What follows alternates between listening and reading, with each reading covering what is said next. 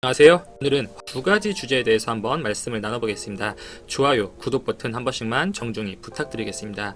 연일 미국 트럼프 대통령에 대한 압박의 강도가 높아지는 시점에서 트럼프 대통령이 취임하자마자 우리나라 수도인 서울에 사는 주민들이 북한과의 경계가 가깝다는 이유로 즉시 이사를 가야 한다고 주장했던 황당한 이야기에 대해서 한번 다뤄보겠습니다. 트럼프 대통령이 취임 후 얼마 되지 않아 이 참모진들에게 북한 관련 보고를 받으면서 서울 주민들이 즉시 이사를 해야 한다고 주장을 폈다는 소식이 CNN 방송을 통해 최근 보도가 되었습니다. CNN에서 국가안보 해설가로 활동하는 피터 버건이라는 인물이 5일 시사주간지 타임의 기고문에 해당 트럼프 대통령의 발언을 소개했는데요. 해당 기고문에 따르면 트럼프는 북한에 대한 브리핑을 받으면서 북한의 핵시설, 군사기지 관련 기밀, 이미지들을 확인하였고 특히 한국과 서울의 이미지에 많은 관심을 보였다고 전해졌습니다. 이 북한 경계에 가까운 지리적인 위치임을 확인하고 전쟁 발발 시에 북한의 무기로 인해서 서울이 큰 피해를 볼 수 있다는 것을 알고 있는 상태였다고 전해지는데 불쑥 서울 주민들이 즉시 이사를 해야 한다고 주장했던 것으로 알려져 있습니다. 농담인 것인지 진지한 주장인지 이 동석한 당국자들마저 헷갈려하는 반응을 보였고 트럼프는 그들이 반드시 이사를 해야 한다면서 본인의 의견을 반복해서 진지하게 표출한 것으로 전해졌습니다. 대부분의 주요 인프라가 모여있고 1천만 명에 육박하는 서울 인구가 거주지를 단번에 옮기는 것이 현실적으로 거의 불가능한 일임에도 트럼프 대통령은 전쟁 시에 북한의 위협을 피해서 즉시 이사를 떠나야 한다는 1차원적 논리를 폈다고 비판한 것인데요. 버거는 이러한 일화를 소개하면서 비판자들 사이에서 트럼프가 얼마나 국제적인 사안들에 대해서 생각이 짧고 충동적인 스탠스를 보여주는지 증명하는 사례라고 지적을 했습니다. 또한 해당 기고문에서 독일과의 일화에 대해서도 소개를 했는데 2017년 3월 앙겔라 메르켈 독일 총리가 미국을 방문한 적이 있었습니다. 미국 측에서 독일이 6천억 달러를 지급하지 않은 미지급 상태라는 차트를 들이밀었다는 일화가 등장하는데 독일이 국내 총생산, 이 GDP의 1% 정도만 국방비로 지출하는 것과 관련해 마치 독일이 미국에 빚을 졌다는 식으로 차트를 만들었다는 것이죠. 트럼프가 해당 청구서를 제시하자 독일 메르켈 총리는 크게 당황한 기색을 표출하면서 이 금액이 진짜 존재하는 것이 아니라는 걸 정말 모르냐 이렇게 반문했고 트럼프 주변 참모진들은 이러한 뜬금없는 황당한 상황에 대해서 아주 곤혹스러워했다 이렇게 전했습니다.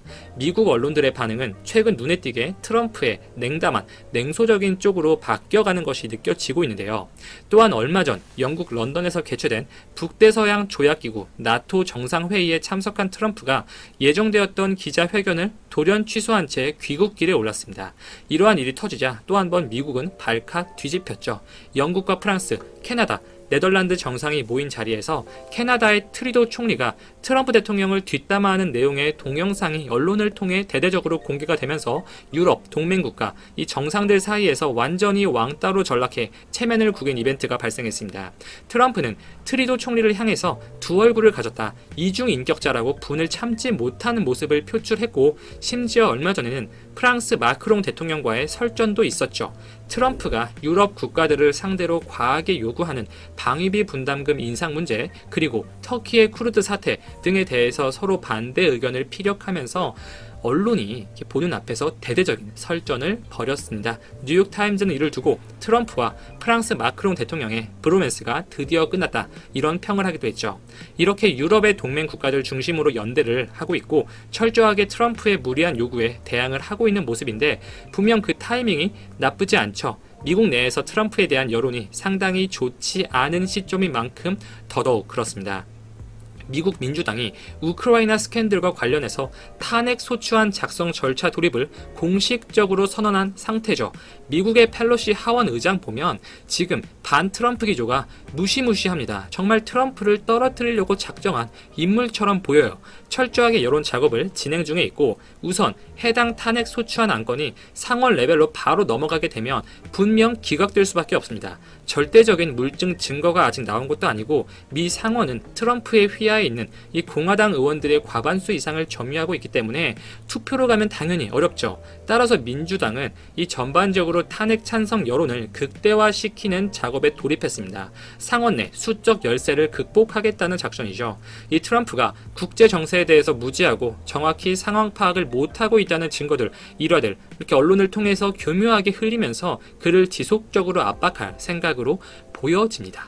심지어 나토 정상회의 참석차 이 영국 런던에 모인 각국 정상들이 이렇게 도널드 트럼프 미국 대통령에 대해서 뒷담화를 나누는 그 영상이 곧바로 미국 내에서 정치 광고로 탄생했습니다. 이 트럼프의 내년 재선 강력한 경쟁자인 민주당의 조 바이든 후보가 해당 영상을 활용해서 벌써 새롭게 대선 광고를 내놓는 상태입니다.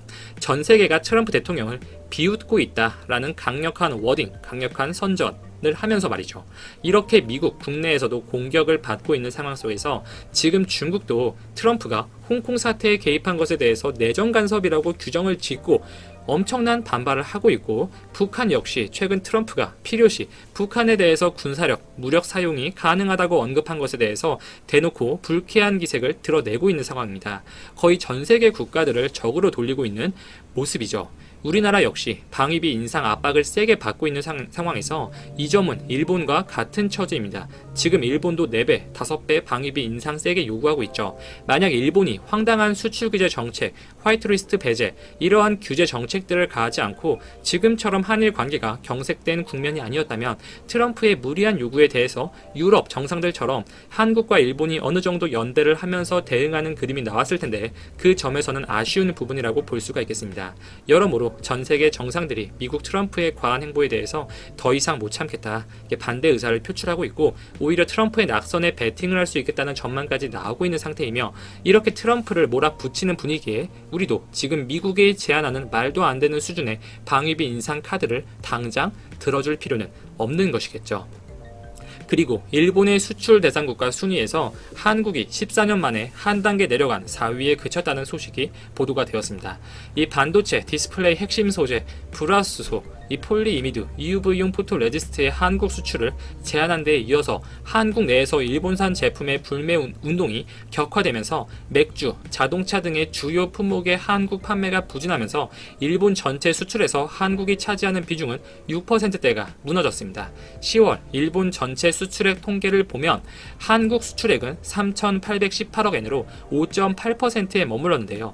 이에 따라서 2005년 미국, 중국에 이어서 일본의 수출국가 3위에 한국이 랭크가 된 이후 14년간 3위 자리를 유지하다가 한 단계 내려앉게 되었습니다. 3위 자리는 대만이 차지하였고요.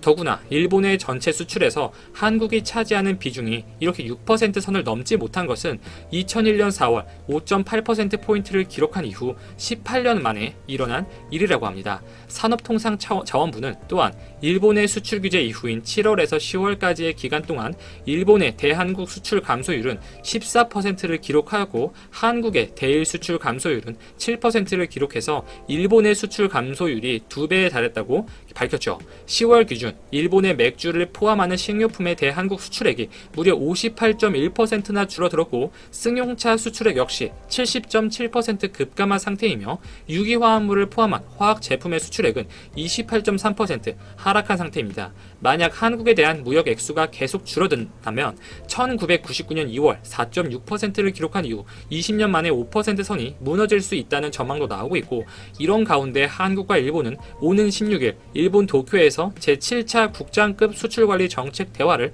가지기로 합의한 상태입니다. 이번 대화에서 민감기술 통제와 관련 현황, 도전, 그리고 양국의 수출 통제 시스템과 이행, 향후 추진 방향 등의 의제를 놓고 현안 해결에 기여할 수 있는 사안에 대해 논의될 예정인데, 조금 실질적으로 진전 있는 합의가 도출되기를 바라봅니다. 이상 여기까지 정리하고 마치겠습니다. 오늘도 제 방송을 들어주셔서 진심으로 감사드립니다.